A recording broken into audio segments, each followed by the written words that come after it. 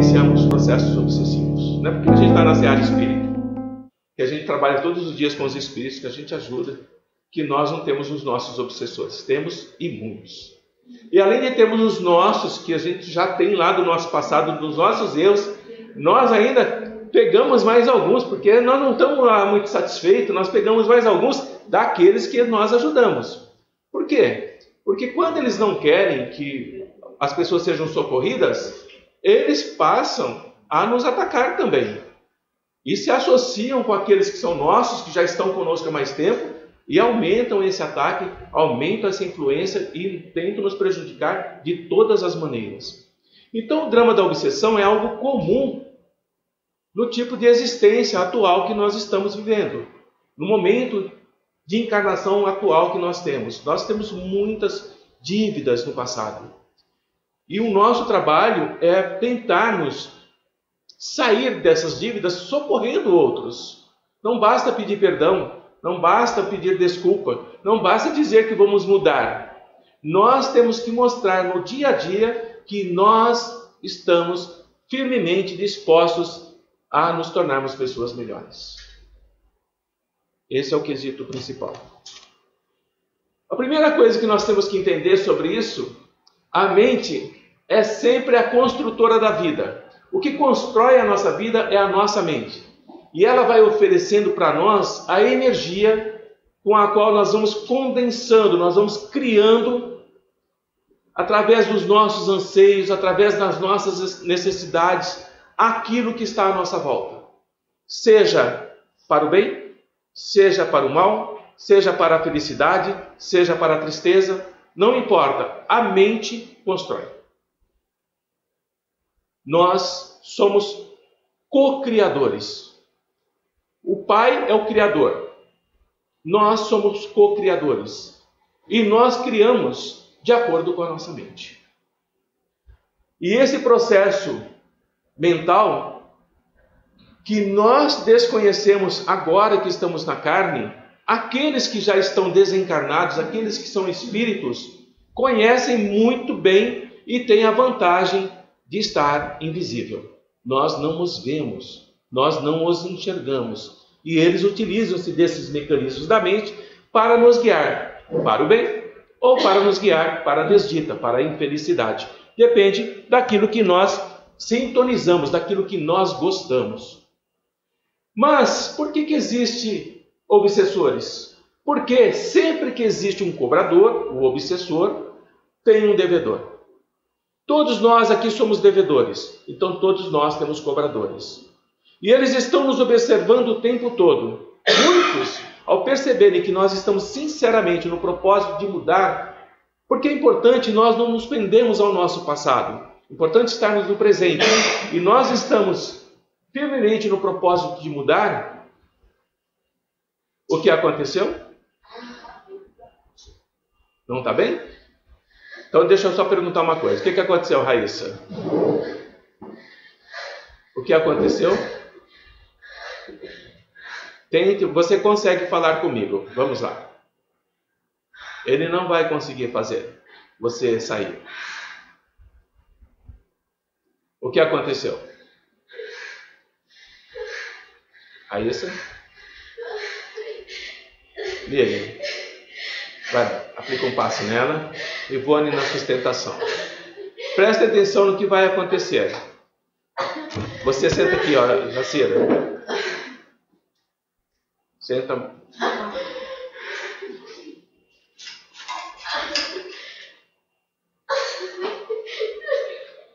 Não se prendam ao choro, não se prendam ao sofrimento. Se prendam em envolver com amor esse irmão que aqui está, com a permissão dos nossos amigos espirituais. Ele está aqui para ser socorrido.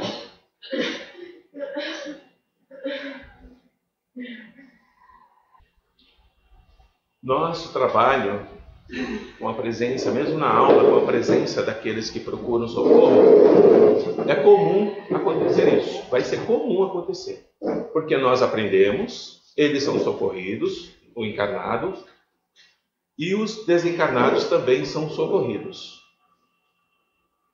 E muitas vezes Não aconteceu hoje, embora pudesse ter acontecido. Poderia ter acontecido aquele que está no terceiro item ali, ó. A influência obsessiva pode causar convulsões no obsidiário.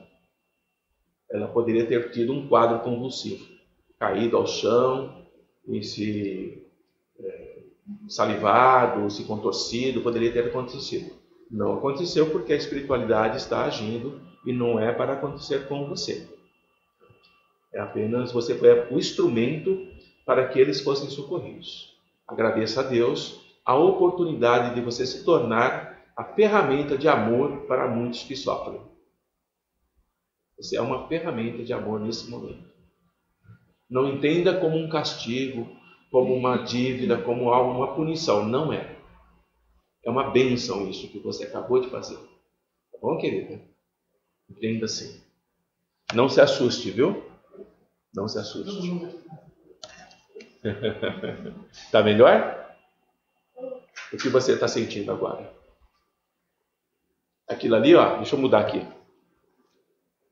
Consciência fica torporosa, o raciocínio fica lento e pouco lúcido. É isso?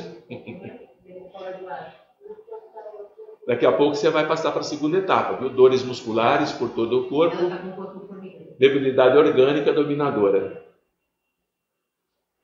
Temos um exemplo prático da teoria.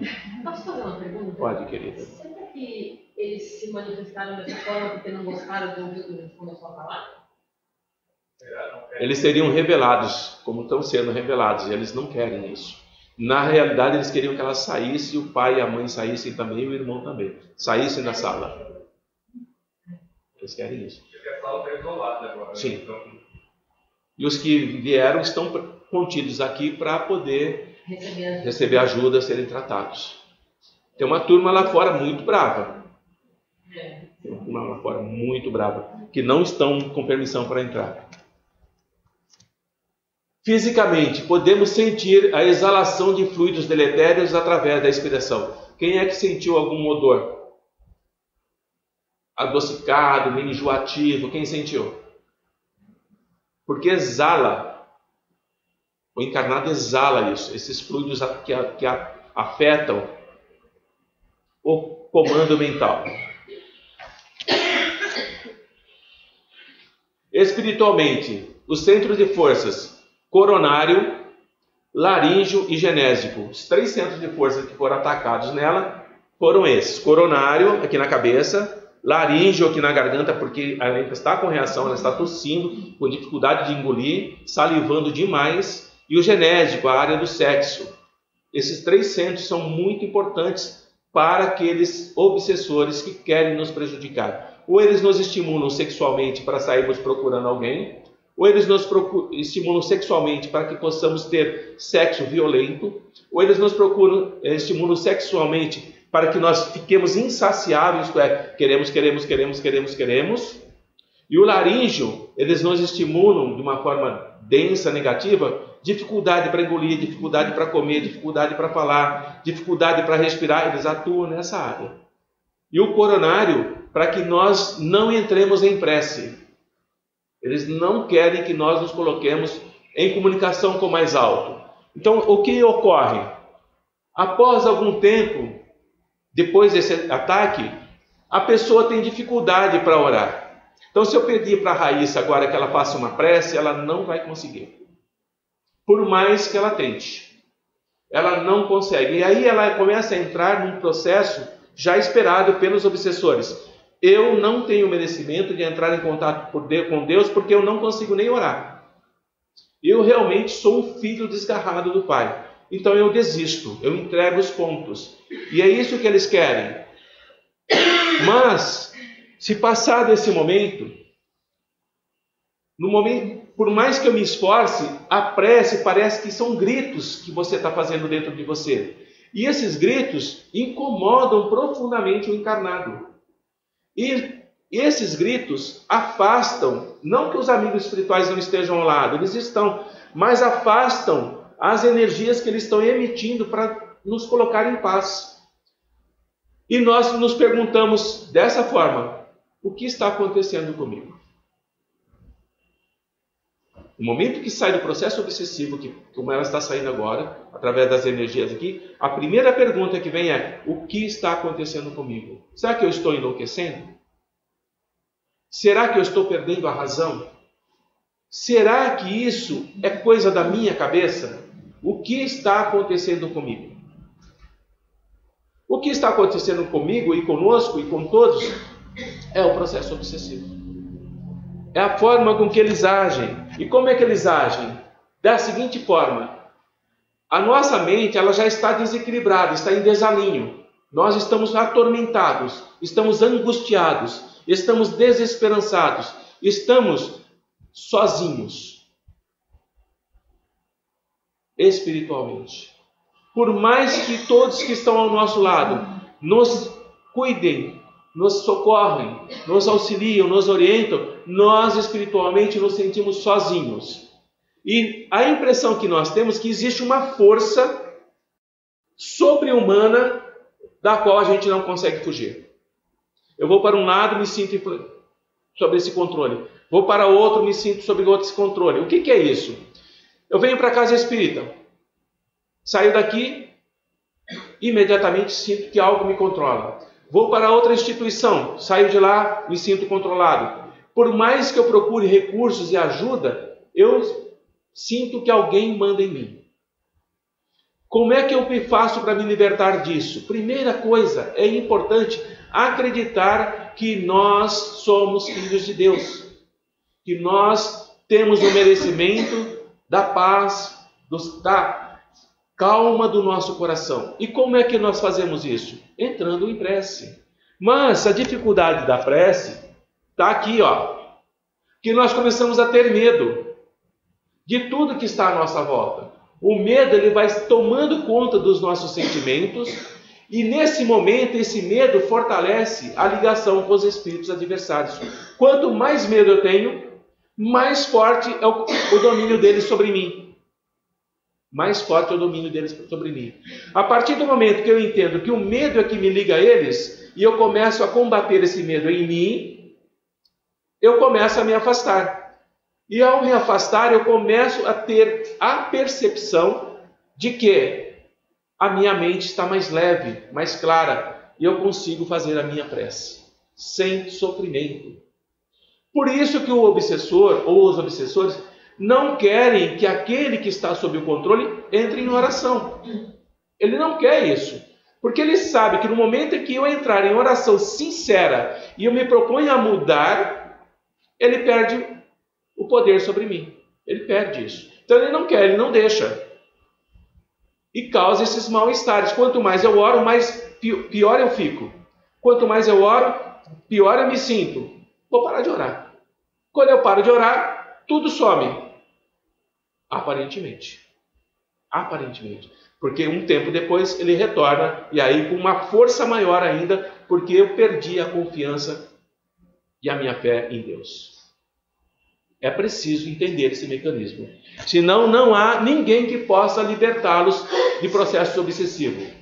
Depois de um choro, de uma lágrima, como dela aqui, ela chorou.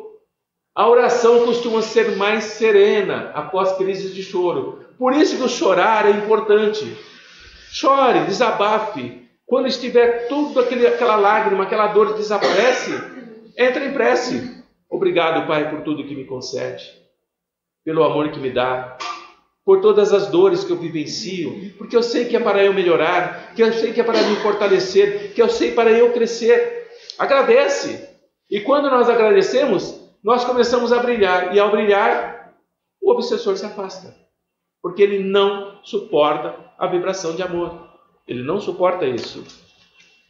E temos que ter em mente o quê? Que jamais qualquer pedido fica sem resposta ante os soberanos códigos da vida. Qualquer pedido que nós fizermos para os códigos divinos, para nos alimentar como espíritos que somos, tem resposta imediata. E essa resposta é tão forte, tão patente, que nós sentimos uma nova força dentro de nós. E enxergamos a vida de forma diferente.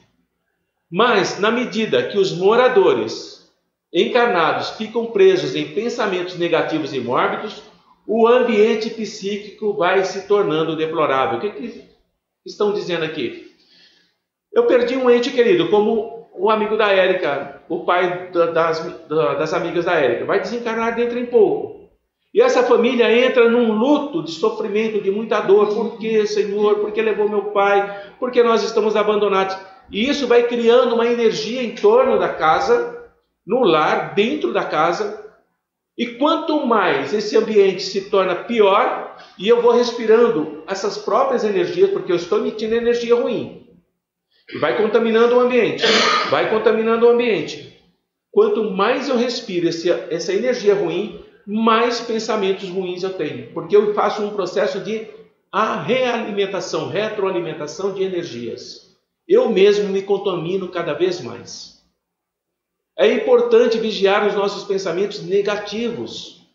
De raiva, de tristeza, de angústia, de ódio, de desconsolo, de desesperança. Nós não podemos alimentar isso, porque eles se tornarão cada vez mais fortes. E aí instala-se o processo depressivo. Quando instala o processo depressivo, eu caio na bebida, eu caio nas drogas. Quando eu caio nas drogas, eu abro campo para outros espíritos que já não são mais os que estão comigo, são convidados. Se eu tinha 2, passo a ter 9. Se eu tinha 9, eu passo a ter 21. Porque a casa...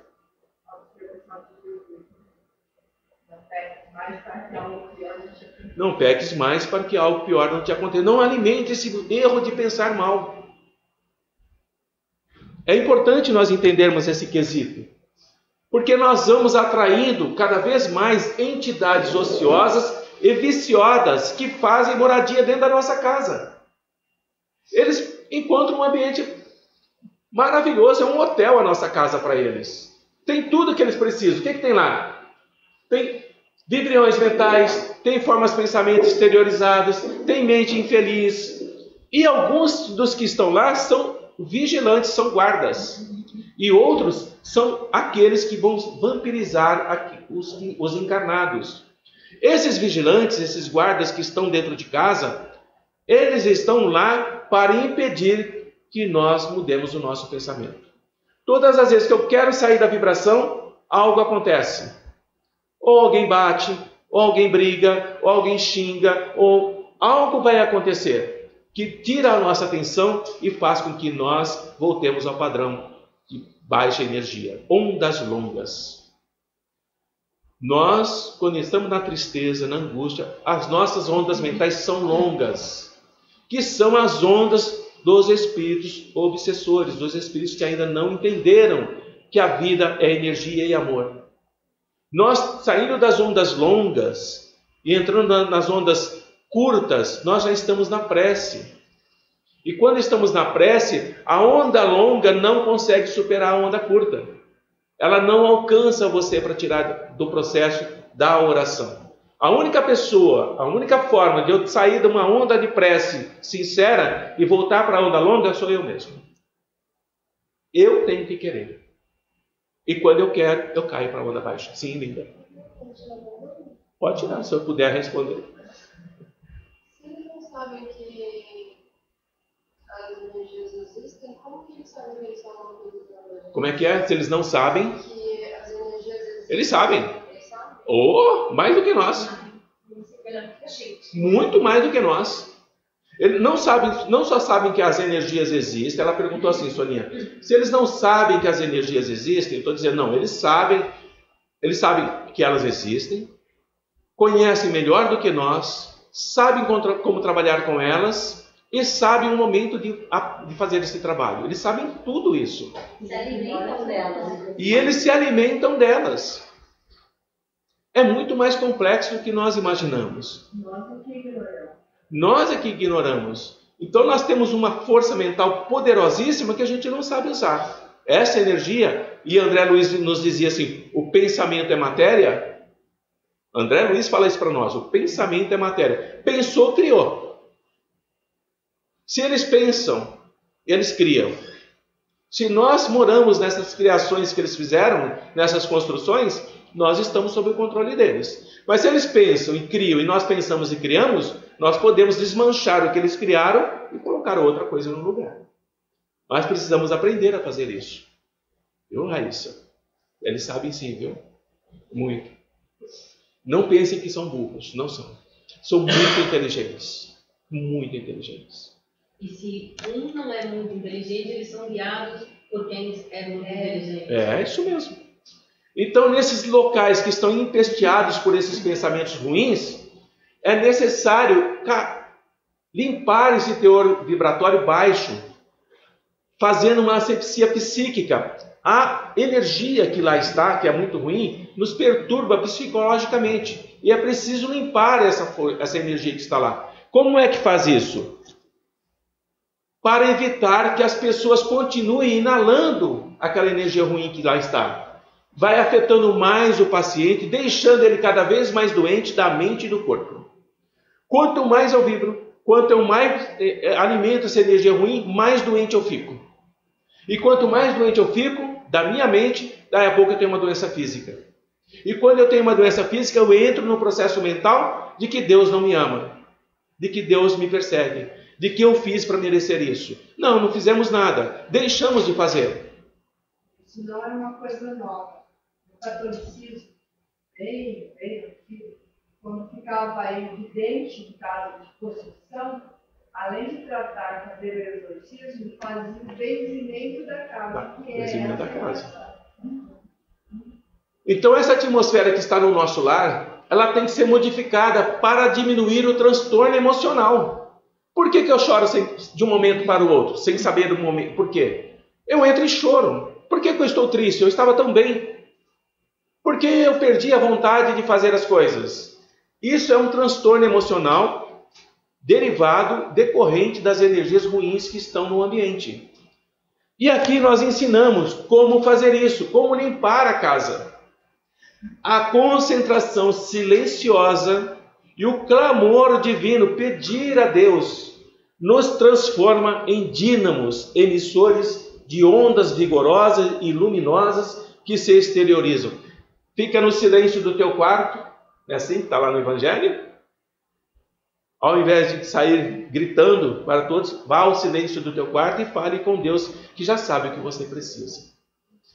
Senta, entra em meditação, começa a entrar no processo de oração.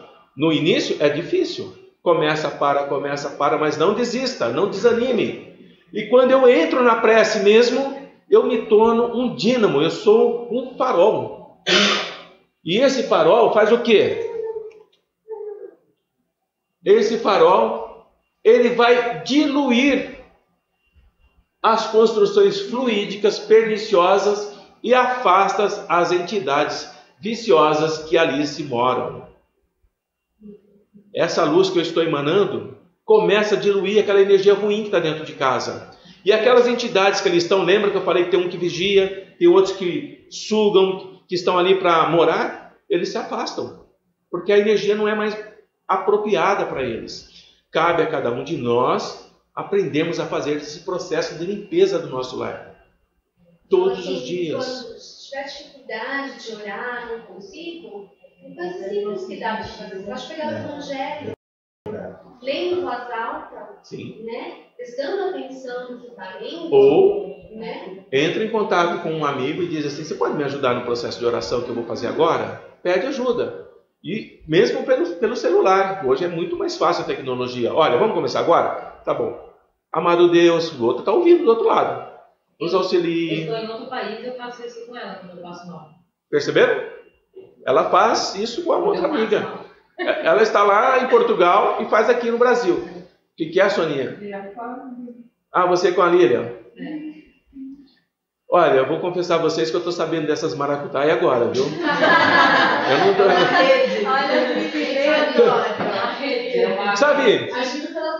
Sabe aquela história assim, nos bastidores a conversa é outra?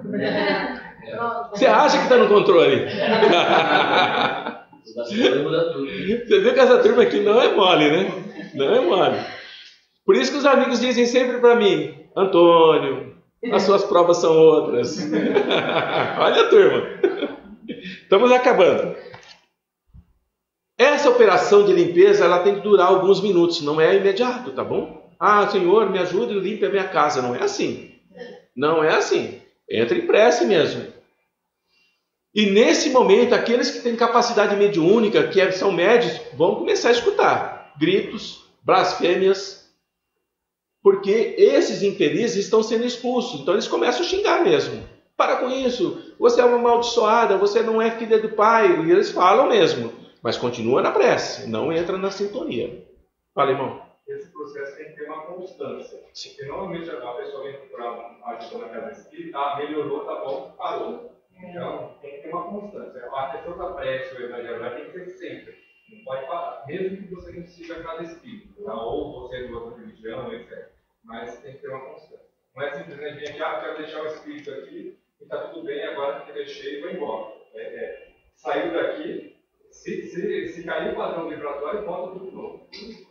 Tudo bem? Quando nós terminamos, terminou a prece, terminou a vibração, ou com o auxílio de alguém, ou apenas lendo o Evangelho, mas tem que ser em voz alta, não entra em pensamento não, porque senão eles vão interromper. Tem que ler em voz alta. Sempre em voz alta. E quanto mais sentir confuso... Oi? Não só para fazer a limpeza da casa, mas como fazer a limpeza interna sua, da sua mente. Lê em voz alta. Não precisa ficar andando pela casa. Senta no lugar, imagina a sua casa e começa a ler. Vai lendo. E à medida que você vai lendo, a limpeza sai do interior para o exterior. Você se limpa primeiro e aí começa a limpar o que está à sua volta. De repente eu estou viajando, estou em outro lugar naquele mesmo horário e você projeta o pensamento e a sua casa. Está dando para entender o que eu estou falando? Emerson, está dando? Está conseguindo, Jacira? Sabe como eu faço? Na minha casa, eu visualizo cada um dos cômodos, eu fico num deles, aí eu fico imaginando cada um dos cômodos e não sei porquê. Mas eu acho que eles ficam grudados tudo nos cantos, assim, nas quinas. Eles ficam nos cantos. Aí eu passo com um scanner para tirar miasma das paredes, sabe? Então, mentalmente eu imagino cada um dos versos retirando. Eles ficam muito nos cantos. Cinza, escura, assim. Locais de lavanderia, locais onde nós guardamos lixo, eles ficam muito nesses lugares. Onde tem muito sol, onde tem muita energia de paz, eles não ficam. Por isso que nós nos sentimos bem em um determinado ambiente e quando mudamos, nos sentimos mal no outro, mesmo dentro de casa. Por isso, ser bem claro. Porque, olha o que acontece aqui. Ao terminar esse processo de vibração, de amor, de emanação de luz, a impressão que nós vamos ter é que nós estamos em outro lugar, como se a luz do sol completasse a asepsia. E nós sabemos que sim, a luz do sol, ela faz a asepsia de muitas mazelas que eles tentam colocar em nós e não conseguem, porque a luz do sol impede. Quanto mais iluminada a casa, quanto mais arejada, mais fácil para o trabalho de limpeza da mesma mentalmente. E, encerrando com Joana de Ângeles, a Joana de Ângeles fala o seguinte, que nós temos que perseverar na fé, mesmo quando nós estamos desfalecidos diante das forças que nos atacaram. Mesmo que nós estejamos enfraquecidos, nós temos que perseverar na atitude de fé. O homem que avança sem fé deixa-se enlear pelo cipoal do desequilíbrio. Por isso que a mente fica perturbada. É um cipoal de sensações, de emoções e de sentimentos.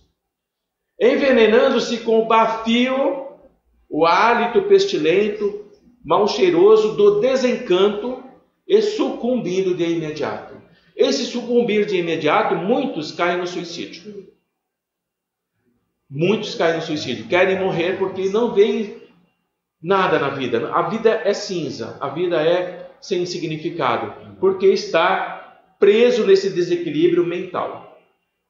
E se não cometer suicídio direto, faz isso indiretamente. Se entrega um modo de vida que vai te consumindo a saúde até que você... É um suicídio que nós chamamos inconsciente. Posso fazer uma provocação? Pode. Eu tenho por hábito todo dia, primeira coisa que eu faço, sentar na sala e fazer orações. Assim como nós criamos o hábito de fazer o evangelho no lar, às 6h30,